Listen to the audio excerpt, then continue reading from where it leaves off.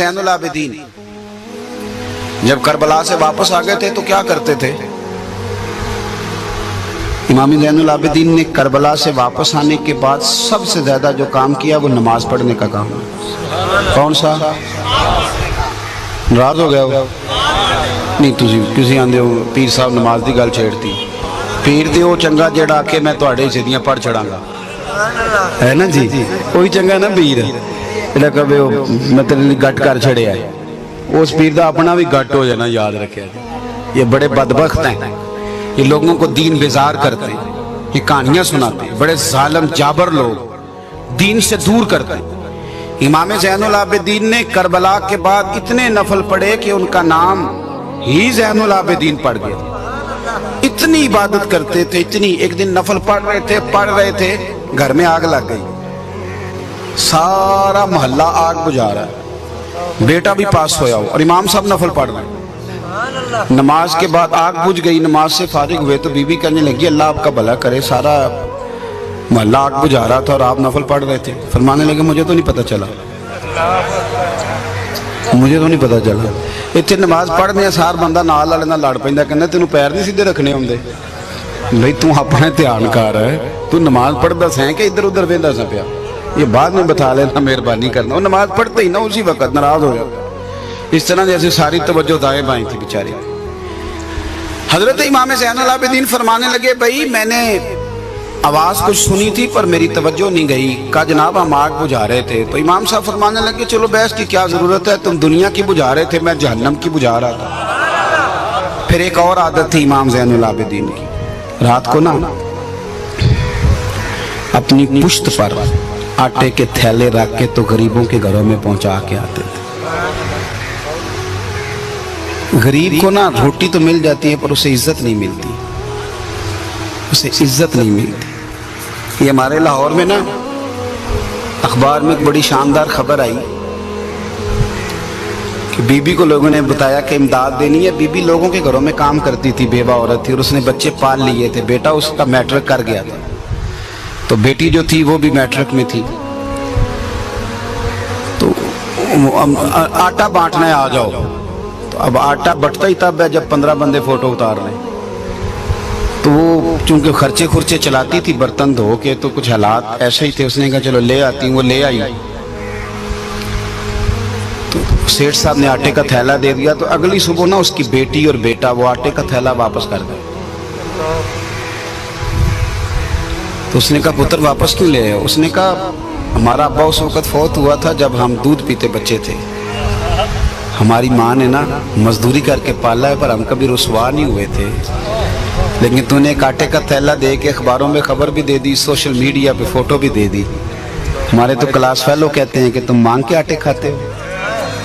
ہمارا رواج اتنا کڑا اور اتنا سخت ہے. میں تو کبھی کبھی پریشان، میں نے دیہاتوں میں دیکھا ہے امام مسجد کو بٹھا دیتے ہیں اتنے بیت تینوں دینے ہیں دانے، بیٹھا ہوا یہ جس کے پیچھے نماز پڑھتے ہیں جو اللہ اور ہمارے درمیان وسیلہ بنتا ہے اس کو کہتے ہیں دیتے ہیں دانے. توڑا لائے ہو ڈریں اللہ تعالیٰ سے. یہ رویہ اخلاقی رویہ یہ ہوتا ہے. اس طرح خیرات کریں گے اللہ کے راستے میں، یہ طریقہ ہوگا. امام زین العابدین، میں بس بات سمیٹنے لگا ہوں. امام زین العابدین رضی اللہ تعالیٰ عنہ اپنی پشت پر تھیلے رکھ کے، پیر صاحب تو اپنے ہاتھ سے اپنے جوتے نہیں اٹھاتے، تھیلا پشت پہ آسان بات ہے. آپ پیر تو اب بہت سارے ایسے ہیں جنہوں نے ہاتھ بھی ملانے چھوڑ دیے. وہ کہتے ہیں وہ میری رسی کو ہاتھ لگا لو ہو گئی سلام. ان کے اینڈ پہ بھی چلے جائیں تو وہاں بھی سلام نصیب نہیں ہوتی کیونکہ بڑے مسئلے بہت زیادہ ہے. کون ملائے؟ اور میں ایک ایسے پیر صاحب کو بھی میں نے دیکھا کہ کسی مرید نے ان کے یہاں سے کرتے کو چوم لیا تو ناراض ہو گئے تھے، کہنے لگے دھوئے گا کون؟ اب تو بڑے بڑے ٹوکن لگتے ہیں پیروں کو ملنے کے لیے. کیسے ملاقات ہو؟ بڑا مشکل کام ہے. وزیر سے ملنا کئی دفعہ سوکھا ہوتا ہے اور پیر سے ملنا اوکھا، بڑا مشکل کام ہے. تو پشت پہ تھیلا رکھ کے جائے اور کوئی فقیر جائے ہو ہی نہیں سکتا. پر امام زین العابدین سنو کہانی نہیں سنا رہا. امام زین العابدین رات کو بوڑھے آدمی اور شہزادے، اتنا بڑا بھی کوئی پیر ہوگا جتنا امام زین العابدین تھے. آپ خانہ کعبہ کا طواف کرنے گئے تو عبد الملک بن مروان خلیفہ تھا، وہ بھی آ گیا. खलीफा को किसी ने जगह नहीं दी, पर इमाम ज़ैनुल आबिदीन आए तो लोगों ने तवाफ में भी जगह छोड़ दी। तो फरजक शायर वहां घूम रहा था, तो खलीफा कहने लगा मैं इनको सजाएं दूंगा, इन्होंने मेरा अदब नहीं किया और ज़ैनुल आबिदीन का कर रहे हैं। तो फरजक बड़ा बेहतरीन लायक फायक ज़हीन आदमी था, कहने लगा उनको तो सजाएं दे लोगे तो हजर अस्वद का क्या करोगे? कहा जनाब हजर अस्वद को क्या हुआ है? फरमाने लगे जिधर जिधर ज़ैनुल आबिदीन मुड़ते हैं हजर अस्वद भी उधर मुड़ता जाता है। वो देखो कितना अदब कर रहा है हुजूर के शहजादे को, इसको क्या सजा दो? तो अपनी पुश्त पर थैले रख के रात को तन्हाई में गरीबों के घरों में पहुंचा के आना। इंतकाल हुआ तो कमर पे ना मोटे मोटे दाग पड़ गए। लोगों ने बेटे से कहा कि ये निशान क्यों है? फरमाने लगे मेरा अब्बा रात को लोगों के घरों में लंगर पहुंचा के आता था। तो लोग देखने लगे शहजादे की तरफ कि आप क्यों नहीं जाते थे? तो फरमाने लगे मैं कहता था, पर हुसैन इब्न अली का बेटा कहता था ना पुत्र, अगर तुझे भेजूंगा तो उस गरीब का नाम भी बताना पड़ेगा, मैं उसे रुसवा नहीं कर सकता। फिर लोग आए, जनाजा उठा तो दुनिया आई। किसी ने कहा मेरा 15 साल खर्चा ज़ैनुल आबिदीन ने दिया, किसी ने कहा मेरी बेटियां ज़ैनुल आबिदीन ने ब्याह दी। कोई इधर रो रहा है, कोई उधर रो रहा है। अखां जदों मिट्टियां जमाना मैनू रोवेगा, अपना ते अपना बेगाना मैनू रोवेगा। और जदों ना मैं दिसिया मैं खाना नूं मैं खाने विच जाम टुट जाणगे ते मैं खाना मैनू रोवेगा। कई लुक लुक रोणगे ते कई बुक बुक रोणगे, गलियां दा याना ते सियाना मैनू रोवेगा। इमाम ज़ैनुल आबिदीन ने बताया गरीब का दर्द। इमाम हुसैन जा रहे थे ना, तो रास्ते में गरीब सड़क पे बैठ के रोटी खा रहे थे। कहने लगे हुसैन हमारा बड़े दिनों से दिल था आपकी दावत करें, आएंगे?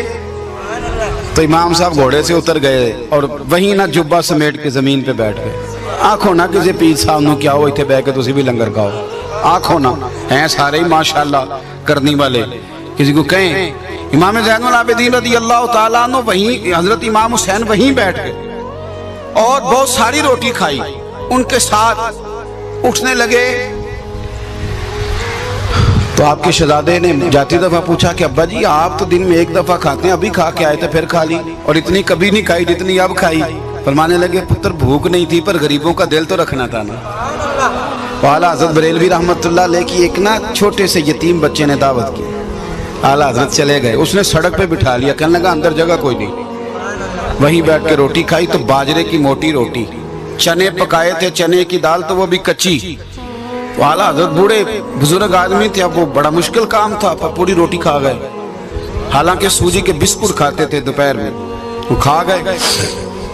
सैयद अयूब अली रज़वी साहब रहमतुल्लाह अलैह कहते हैं मैं साथ था रास्ते में, मैंने कहा हुजूर तबीयत ख़राब हो जाएगी।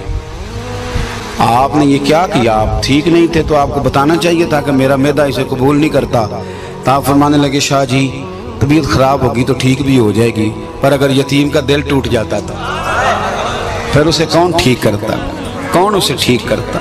मेरे मरने पे हर सू शोर मच जाएगा देखोगे, कहने अलविदा सरकार खुद तशरीफ लाएंगे। दोस्तों रवैयों में तब्दीली लाओ, अपने अखलाक पर मेहनत करो, हौसले वाली ज़िंदगी गुजारो, दूसरों से प्यार करना सीखो, दूसरों के लिए कोई एक आध चीज़ को एसार करना, कुर्बान करना सीखो। देखो जो किसी का नहीं सोचता सिर्फ अपना सोचता है वो तो जानवर होता है। इंसान को तो अल्लाह ने बाप बनाया, बेटा बनाया, भाई बनाया, शौहर बनाया, पड़ोसी बनाया और सबके हुकूक का तयन किया। हमारी बड़ी जिम्मेदारियां हैं।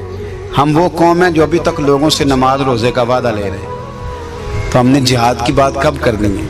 तफसीर कुरान कब सिखानी है? उसूल हदीस कब पढ़ाने? हम तो अभी तक नमाज रोज़े की बात कर रहे हैं।